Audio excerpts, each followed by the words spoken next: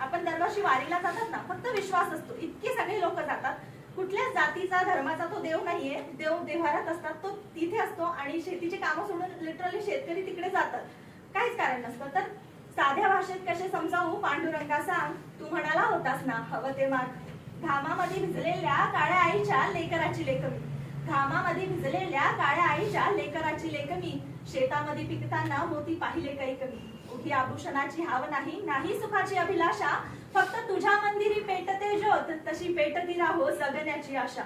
रोज आईच्या हातून तुळशी समोर सांजवात लागावी, रोज आईच्या हातून तुळशी समोर सांजवात लागावी, माझ्या बापाच्या शेतातल्या शिद्याने भूक जगताची भागावी. कांदा भाकर गोड लागोण तृप्ततेचे वरदान दे, गळके असले छत दरी तरी समाधानाचे दान दे. मी असले आज घरी तरी चित्तचंद्र भागे तिरी, पांडुरंगा सुखी असो तुझा हरेक वारकरी, सुखी असो तुझा हरेक वारकरी.